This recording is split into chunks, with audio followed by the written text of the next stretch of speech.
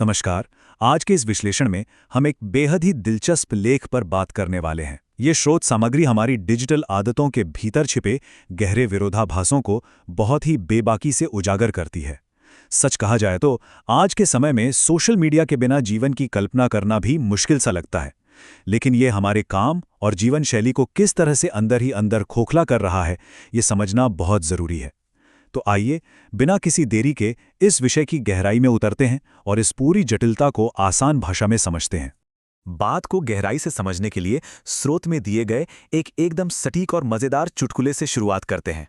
एक मरीज से उसके दोस्त ने पूछा कि भाई, डॉक्टर ने जो शराब और सिगरेट छोड़ने को कहा था उसका क्या हुआ? तो मरीज बोला, मैंने डॉक्टर ही बदल दिया। मतलब सुनने में ये बात सिर्फ एक जोक लग सकती है, लेकिन असल में यह बहुत ही शानदार तरीके से दिखाता है कि हम इंसान अपनी आदतों से कितने मजबूर होते हैं। जब कोई आदत हमें नुकसान पहुंचा रही होती है, तब भी हम उसे छोड़ने के बजाय उस चेतावनी देने वाले को ही अपनी जिंदगी से निकाल देना ज्यादा आसान समझते हैं। और अगर इसी बात का एक मेडिकल समतुल्य निकालें तो डिजिटल दुनिया के साथ हमारा रिश्ता भी बिल्कुल ऐसा ही है। अक्सर ये देखा जाता है कि लोग अपनी डाइट बदलने या मीठा कम करने के बजाय बस अपनी इंसुलिन की डोज बढ़ा लेते हैं। डिजिटल प्लेटफॉर्म्स के साथ हमारा हाल कुछ अलग नहीं है। हम सब इसके अस्वस्थ परिणामों को बहुत अच्छी तरह से जानते हैं, लेकिन अपने स्वाद और अपनी डिजिटल आदतों को छोड़ना हमें लगभग नामुमकिन लगता है। सब कुछ जानते समझते हुए भी नियंत्रण कर पाना बहुत मुश्किल हो गया है। अब यहीं से एक बड़ा ही अजीब सा विरोधाभास या कह लीजिए पाखंड शुरू हो जाता है। जरा सोचिए, अगर कोई खुद सोशल मीडिया पर दिन रात चिपका हुआ है तो वो किसी और को इसे छोड़ने की सलाह कैसे दे सकता है? दूसरों को लॉग ऑफ करने के लिए ज्ञान देना पूरी तरह से बेमानी हो जाता है जब ज्ञान देने वाला इंसान खुद उसी वक्त स्क्रीन को स्क्रॉल कर रहा हो। ये एक ऐसा चक्रव्यूह है जिसमें हम सब कहीं ना कहीं फंसे हुए हैं, और इसी वजह से इसका समाधान केवल ऐप को अनइंस्टॉल करने में नहीं है। असल में हुआ क्या है ना, हमारे समाज में एक बहुत बड़ा मनोवैज्ञानिक बदलाव आ गया है। आज के समय में हम डिजिटल दुनिया में मिलने वाले लाइक्स, कमेंट्स और फॉलोअर्स को गिनने में लगे हैं। और सबसे बड़ी विडंबना तो ये है कि हमने इन सतही डिजिटल आंकड़ों को ही असली दुनिया की सफलता, नाम और शोहरत मान लिया है। ये एक ऐसा उपलब्धि का भ्रम है जिसने हमारी असल जिंदगी के मायने ही धुंधले कर दिए हैं। अब इस विभाजन को देखिए, जो सच में बहुत दिलचस्प है। स्रोत के अनुसार इस सोशल मीडिया की दुनिया में साफ तौर पर दो अलग अलग वर्ग हैं। एक तरफ वो प्रोफेशनल्स या निर्माता हैं जो कंटेंट बनाकर कमाई कर रहे हैं, अपने बिजनेस का प्रचार कर रहे हैं या अपनी सेवाएं दे रहे हैं। और दूसरी तरफ वो विशाल जनसमूह है जो शौकिया तौर पर सिर्फ अपने मनोरंजन, शौक और एक बड़े डिजिटल परिवार से जुड़े रहने के लिए यहाँ मौजूद है।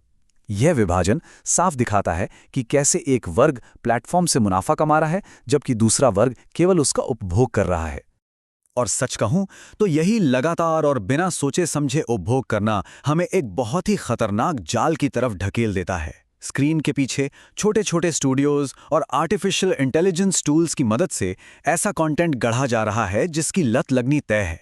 इसमें जानबूझकर बनाई गई नेचुरल बेवकूफ़ी वाली कॉमेडी है जिसे लोग सच मान लेते हैं, और एकदम फेक ग्लैमर शामिल है। इस व्यूज़ की अंधी दौड़ में कई तरह के भ्रामक तरीके भी चल रहे हैं। जो लोग इससे पैसे कमा रहे हैं उनके लिए तो ठीक है, लेकिन एक बहुत बड़ी भीड़ अपना अनमोल समय और मानसिक शांति इस जाल में बर्बाद कर रही है। स्रोत हमें इस अंधकार में वास्तविकता के प्रति एक गहरी चेतावनी देता है। इसे द टिपिंग पॉइंट यानी एक निर्णायक मोड़ कहा गया है, और इसे समझना बहुत जरूरी है। देखिए, ये पूरा इकोसिस्टम तब तक बिल्कुल ठीक है जब तक इसका उपयोग हम अपनी ज़रूरत के हिसाब से कर रहे हैं। लेकिन जैसे ही यह हमारे व्यवहार को नियंत्रित करने लगता है, जिस दिन सोशल मीडिया इंसान का उपयोग करने लगता है, बस उसी पल ये विनाशकारी बन जाता है। हमें यह पहचानना ही होगा कि हम टूल का इस्तेमाल कर रहे हैं या टूल हमारा इस्तेमाल कर रहा है। तो सवाल ये उठता है कि क्या इस जाल से निकलने का कोई रास्ता है? बिल्कुल है। इस डिजिटल शोर से बचने के लिए एक बहुत ही व्यावहारिक 4 चरणों वाला सक्रिय फिल्टर सिस्टम पेश किया गया है। पहला कदम, सिर्फ अपने वास्तविक परिचितों को ही जवाब दें। दूसरा, अंधाधुंध फॉरवर्ड किए गए मैसेजेस को इग्नोर करना सीखें। तीसरा, लंबे राजनीतिक या उपदेश देने वाले भाषणों से बचें। और चौथा, हमेशा मूल यानी ओरिजिनल कला और विचारों की तलाश करें। ये सिस्टम अपनाकर सच में हम अपने समय पर वापस नियंत्रण पा सकते हैं। अब इस फिल्टर सिस्टम के एक हिस्से को थोड़ा करीब से देखते हैं। यहाँ एक इको चेंबर यानी गूंज कक्ष की समस्या पूरी तरह निष्पक्ष रूप से सामने आती है। हर दिन हमारे ग्रुप चैट्स में वामपंथी, दक्षिणपंथी, कम्युनिस्ट या समाजवादी विचारधाराओं से जुड़े संदेश फॉरवर्ड किए जाते हैं।